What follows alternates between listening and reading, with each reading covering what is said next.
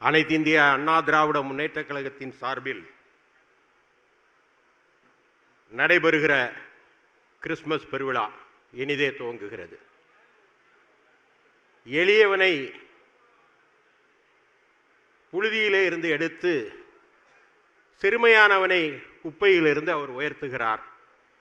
அவர் பிரபுக்கள் சபையிலே அவரை அமரப் பண்ணி மகிமையான சிங்காசனங்களையே அவர் சுவீகரிக்க பண்ணுகிறார். இது வேத வசனம். எளிய தொண்டனாகிய என்னை நாடாளுமன்ற உறுப்பினராக்கி அழகு பார்த்து இந்த நல்ல நிகழ்விலே வாழ்க்கை வரவேற்புரை வழங்க வேண்டும் என்ற வாய்ப்பை வேதத்திலே சொல்லியிருக்கிற வாக்கியத்தை நிறைவேற்றி வேத வாக்கியத்திற்கு ஒரு உத்தரவாதத்தை தந்து அதை நிறைவேற்றி தந்து சிறுபான்மை சமூகத்தைச் சேர்ந்த எனக்கு நாடாளுமன்ற உறுப்பினர் பதவியை தந்து அழகு பார்த்து வேதத்தின்படி நடக்கிற அண்ணன் எடப்பாடியார் அவர்கள் தலைமையிலே நடைபெறுகிற இந்த நல்ல நிகழ்விலே பங்கேற்க வந்திருக்கிற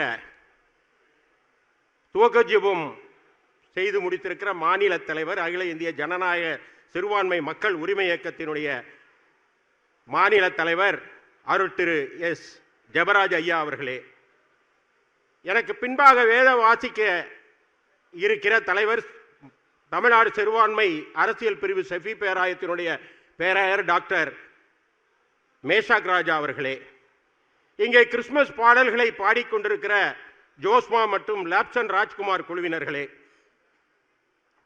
கிறிஸ்துமஸ் ஆசிரியரையும் வாழ்த்து செய்தியும் வழங்க இருக்கிற vicar general RC diocese of Madras மயிலாப்பூரை சேர்ந்த அருட்தந்தை ஃபாதர் சிஜே அந்தோணிசாமி அவர்களே, அதைத் தொடர்ந்து அருளை வழங்க இருக்கிற ரெவரன் எஸ் ராபின் ராஜ்குமார் அவர்களே, கிறிஸ்துமஸ் செய்தியை நம்மோடு பகிர்ந்து கொள்ள மதுரையிலிருந்து வந்திருக்கிற முன்னாள் துணைத் தலைவர் சிஎஸ்ஐ மதுரை ராமநாதபுரம் டயசிஸை சேர்ந்த முன்னாள் துணைத் தலைவர் ஆயர் டாக்டர் பி எட்வின் ஏசுராஜ் அவர்களே, கிறிஸ்துமஸ் வாழ்த்துறை வழங்க இருக்கிற கழகத்தினுடைய அமைப்பு செயலாளர் திருவள்ளூர் மத்திய மாவட்ட கழக செயலாளர் முன்னாள் அமைச்சர் ப பெஞ்சமின் அவர்களே, நன்றியுரை வழங்க இருக்கிற கழக வர்த்தக அணியினுடைய செயலாளர் முன்னாள் அமைச்சர் திரு சீனாதானா செல்லப்பாண்டியன் அவர்களே, நிறைவு ஜெபம் நடத்த வருகை தந்திருக்கிற டாக்டர் நோவா யுவனவராஜ் அவர்களே, நிகழ்ச்சியை தொகுத்து வழங்கி கொண்டிருக்கிற கழக சிறுபான்மை பிரிவினுடைய பொருளாளர் முன்னாள் தலைவர் மாநில சிறுபான்மை ஆணையத்தினுடைய முன்னாள் தலைவர் திரு ஜான் மகேந்திரன் அவர்களே, மற்றும் அருளாளர் இயேசு கிறிஸ்துவனுடைய பிறந்த தினத்தை கொண்டாடுகிற போது அதிலே பங்கெடுக்க வேண்டும் என்ற எண்ணத்தோடு மனமெல்லாம் ஓயாக மகிழ்வெல்லாம் மலையடிக்க மனதில் மலையடிக்க மகிழ்வில் கண்களிலே ஆர்வம் கொப்பளிக்க இங்கே அமர்ந்திருக்கிற கிறிஸ்தவ பெரியோர்களே, அனைத்து இந்திய அண்ணா திராவிட முன்னேற்ற கழகம் என்னும் வீணையின் நரம்புகளே விழா எலும்புகளே, உங்கள் அனைவருக்கும் என்னுடைய மாலை பொழுதின் பொன்னான வணக்கங்கள். இங்கே கிறிஸ்தவர்கள் மிக நிறைய வந்திருக்கிறீர்கள். அனைத்து இந்திய அண்ணா திராவிட முன்னேற்ற கழகம் மட்டும் தான் கிறிஸ்துமஸ் விழாவை தொடர்ந்து தொய்வில்லாமல் நடத்தி கொண்டிருக்கிறார். 2006 கிட்டத்தட்ட 20 ஆண்டுகளாக அதிமுக தன்னுடைய சொந்த விழாவாக எடுத்து நடத்தி கொண்டிருக்கிறது. இங்கே வருகை தந்திருக்கிற பூவை ஜெகன்மூர்த்தி அவர்களை நான் வரவேற்கிறேன். அவரிடம் சொன்னேன், எப்பொழுது இருந்து இது நடக்கிறது என்று கேட்டார். 2006 புரட்சி தலைவி அம்மா அவர்கள் முதலாக இதை துவக்கி வைத்தார்கள். அதற்கு பின்பு அவருடைய படை தலைவனாக தளபதியாக நாளைய முதல்வனாக வருகிற புரட்சி தமிழர் எடப்பாடியார் அவர்கள் அதற்கு சற்றும் குறைவில்லாத வகையிலே இந்த நிகழ்ச்சியை நடத்த வேண்டும் என்று ஒவ்வொரு ஆண்டும் எங்களுக்கு கட்டளையிட்டு மிக சிறப்பாக இந்த நிகழ்ச்சி நடைபெற்றுக் கொண்டிருக்கிறது. இங்கே கிறிஸ்தவர்கள் எல்லாம் வந்திருக்கிறீர்கள். நானும் கிறிஸ்தவ சமுதாயத்தை சேர்ந்தவன். நாம் இஸ்ரேலிலிருந்து இடம்பெயர்ந்து வந்தவர்கள் அல்ல, அல்லது நம்ம எத்தியோப்பியாவிலிருந்து தப்பி வந்தவர்களும் அல்ல. நாம் இந்த பகுதியை சேர்ந்தவர்கள், இந்த மண்ணிலே தமிழராக பிறந்தவர்கள், இந்தியாவாக வாழ்பவர்கள். நாம் சார்ந்திருக்கிற சமுதாயம் கிறிஸ்தவ சமுதாயம். கிறிஸ்தவர்கள் யார் என்றால் அவர்கள் தோமாவின் பிள்ளைகள் என்று சொல்வேன். யார் இந்த தோமா என்றால் இயேசு கிறிஸ்துவனுடைய 12 சீடர்களிலே ஒருவர். அவர் ஒரு காரியம் செய்தார். இயேசு கிறிஸ்து சிலுவையில் அறையுண்டு மரித்து அடக்கமனம் பட்டு 3ஆம் நாள் உயிர்த்தெழுவார் என்பது கிறிஸ்துவனுடைய வார்த்தை. அவ்வாறு உயிர்த்தெழுந்தார். உயிர்த்தெழுந்தது அவர் வந்ததும் எல்லாரும் அவர் இயேசு கிறிஸ்து தான் என்று நம்பிவிட்டார்கள். ஆனால் ஒருவன் நம்பவில்லை. அவன் தான் தோமா. அவன் கேட்டான், நேற்று முன்தினம் உம்மை சிலுவையிலே அறைகிற போது விலா எலும்பிலே ஈட்டியால் குத்தினார்களே, அந்த காயத்தை காட்டுங்கள், அப்பொழுதுதான் நான் நம்புவேன் என்று சொன்னான். ஐயனே, உம்முடைய விழாவை காட்டுங்கள் என்று சொன்னார். ஆக கேள்வி கேட்கிறவன் கிறிஸ்தவன். இயேசு கிறிஸ்துவனுடைய கேள்வி கேட்டவன் கிறிஸ்தவன். அவன் வழியிலே வந்தவர்கள் தான் நம்முடைய கிறிஸ்தவ சமுதாயம் தமிழ்நாட்டில் வாழ்கிறது. இந்தியாவில் இருக்கிற கிறிஸ்தவர்களிடம் தோமாவின் பிள்ளைகள். இயேசு கிறிஸ்துவே கேள்வி கேட்டவர் தான். அவர் சிறுவயதாக இருக்கும்போது ஆலயத்திற்கு சென்றார். கிறிஸ்தவ நியமத்தின்படி ஓய்வு நாளிலே வேலை செய்யக்கூடாது.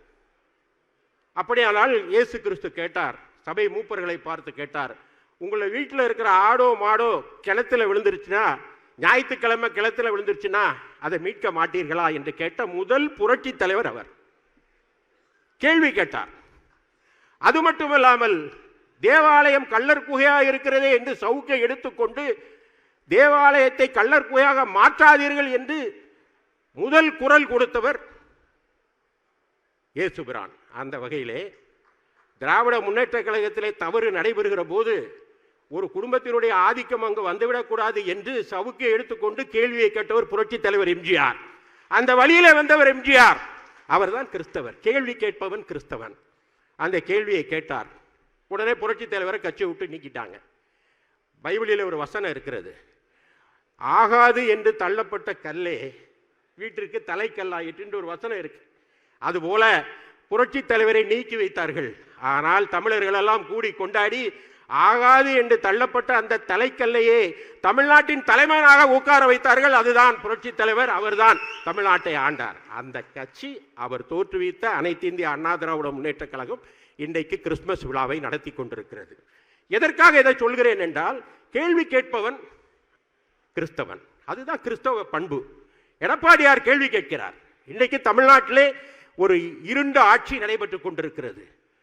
எல்லாரையும் போல அவர் அமைதியா இருந்திருக்கலாமே, ஏன் கேள்வி கேட்கிறார்?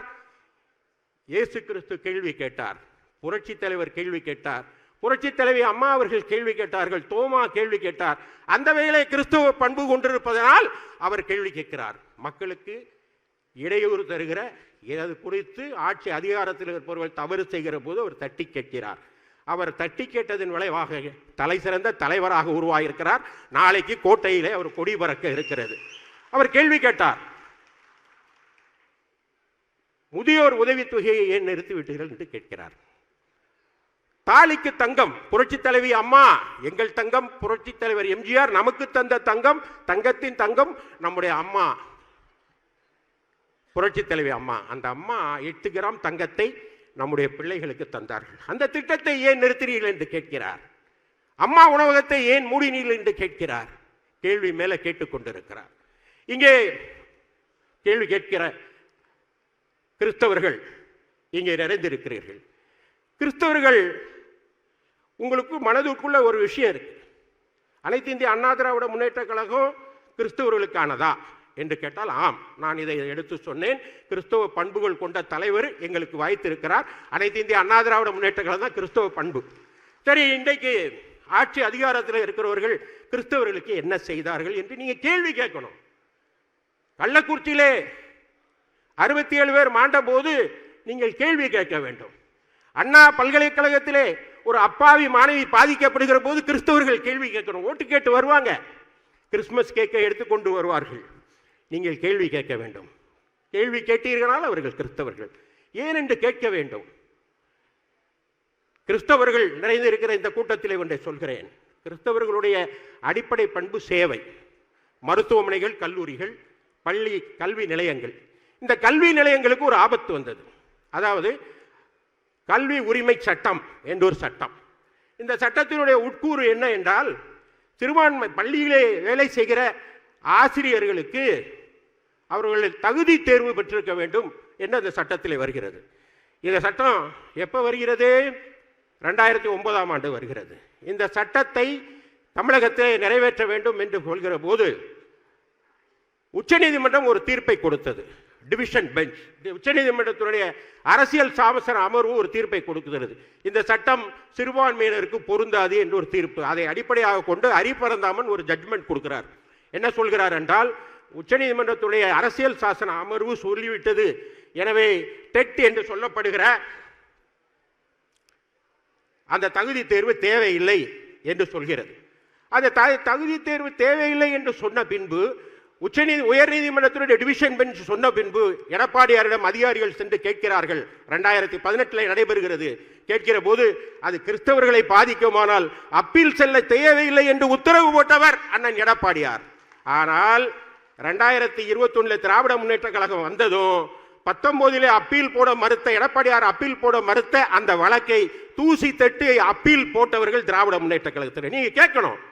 நேற்றைய தினத்தில் மதுரையிலே உதயநிதி ஸ்டாலின் கிறிஸ்துமஸ் விழா கொண்டாடுகிறார். கிறிஸ்துமஸ் விழா கொண்டாடலாமா? நீங்க இன்றைக்கு கிறிஸ்தவ பள்ளிகளில் இருக்கிற ஆசிரியர் பெருமக்கள் தலையிலே ஒரு கத்தி டெட் என்று தொங்குகிறது. அந்த கத்தியை தொங்க விட்டு வந்து அதே கத்தியை கொண்டு வந்து கிறிஸ்தவர்கள் முன்னாலே கேக் வெட்டி நீங்கள் சாப்பிட வேண்டும் என்று நினைத்தால் பரமபிதா உங்களை மன்னிப்பாரா? எனக்கு தெரிந்து திராவிட முன்னேற்ற கழகம் கிறிஸ்தவர்களுக்கு செஞ்ச 2 நன்மை. ஒன்று, பீட்டர் அல்போன்ஸுக்கு ஒரு பதவி கொடுத்தது. இனிகோ இருதயராஜை எம்எல்ஏ ஆக்கின தவிர வேற எதையுமே அவர்கள் செய்யவில்லை. ஆக பீட்டர் அல்போன்ஸுக்கு நன்மை செய்துவிட்டால் பரமபிதா இறங்கி வருவாரா? இனிகோ இருதயராஜருக்கு எம்எல்ஏ பதவி கொடுத்து விட்டால் இறையருள் உங்களுக்கு நிரம்ப பொய்யுமா என்றால் இல்லை. திராவிட முன்னேற்ற கழக அரசு, ஸ்டாலின் அரசை நான் கேட்கிறேன், அனைத்து இந்திய அண்ணா திராவிட முன்னேற்ற கழக அரசு அமையும். ஏனென்றால் ஏழைகளுக்கு இறங்குகிறவன் கர்த்தருக்கு கடன் கொடுக்கிறான் என்று இருக்கிறது. ஏழைகளுக்கு இறங்குகிறார். அம்மா உணவகம், அந்த உணவகத்திலே அரை வயிற்று கஞ்சி, கால் வயிற்றுக்கு கஞ்சியை சாப்பிட்டு வயிறை நிறைத்துக் கொள்ளுகிறவர்களுக்கு வாய்ப்பில்லாமல் ஆக்கியது இந்த ஆட்சி. அவர் கேள்வி கேட்கிறார், ஏழைகளை பற்றி சிந்திக்கிறார். அதுபோல ஏழை வீட்டு பிள்ளைகள் அவர்கள் மருத்துவர் ஆகக்கூடாதா என்று சிந்தித்தார். எனவே 7.5 என்று ஒரு இடஒதுக்கீடு சட்டத்தை கொண்டு வருகிறார். இன்றைக்கு ஏழை வீட்டு பிள்ளைகள் எல்லாம் வக்கற்ற, வகையற்ற, வாய்ப்பற்ற, வாய்ப்பு மறுக்கப்பட்ட பிள்ளைகள் எல்லாம் இந்த மருத்துவராக இருக்கிறார்கள். அதையெல்லாம் உருவாக்கி காட்டியவர் எடப்பாடியார். அது மட்டுமல்ல, ஏழை விவசாயிகள் பாதிக்கப்படக்கூடாது என்பதற்காக பாதுகாப்பு வேளாண் மண்டலத்தை அமைக்கிறார். எனவே ஏழைகளுக்கு இறங்குறவருக்கு கர்த்தர் கடன் கொடுக்கிறார் என்று சொல்கிறார்கள் அல்லவா? அந்த கர்த்தர் அந்த வசனத்தினுடைய பின்பகுதியை சொல்லியிருக்கிறது, கர்த்தர் அவர் கொடுத்ததை திரும்ப கொடுப்பார். எனவேதான் ஏழைகளுக்கு இறங்குகிற எடப்பாடியார் கொடுத்ததை வருகிற தேர்தலில் 610 தொகுதியாக கர்த்தர் திரும்பி கொடுப்பார். அரசியலிலே பாலகனாக இருக்கிற உதயநிதி ஸ்டாலின் ஒன்று சொல்கிறார், அனைத்து இந்திய அண்ணா திராவிட முன்னேற்ற கழகம் எஞ்சின் இல்லாத காரம் அதை இழுத்துக்கிட்டு போறாங்களாம். அவருக்கு எப்பவும் காரை பற்றியே சிந்தனை. அவர் மந்திரியாக இருக்கும்னால ஹம்மர் காரு, மந்திரியானோடனே கார் ரேஸ். காரை பற்றி சிந்திக்கிறவர். அவர் மாளிகையிலே பிறந்து பட்டு மஞ்சத்திலே படுத்து பன்னீரிலே குளித்து பல்லக்கிலே பவனி வருகிறவர். தேரிலே பல வருகிற அவருக்கு ஏழைகளை பற்றி எண்ணம் இருக்காது. ஏழைக்கு இறங்குகிற ஒரே தலைவன் எங்களுடைய அன்பு தலைவன் எடப்பாடியார் மட்டும்தான். எனவே அவருடைய அரசு அமையும். அதற்கு கேள்வி கேட்கிற நீங்கள் கிறிஸ்தவர்கள், கேள்வி கேட்க வேண்டியது கிறிஸ்தவர்கள். உங்களை நோக்கி வருகிற கிறிஸ்தவர்கள் சொல்லுங்கள், எடப்பாடியார் கிறிஸ்தவர்களுக்கு செய்த தீமை என்ன என்று கேளுங்கள். நீங்கள் செய்த நன்மை என்ன என்று திராவிட முன்னேற்ற கழகம் கேளுங்கள். திராவிட முன்னேற்ற கழகம் உங்களை வஞ்சிக்க பார்க்கிறது.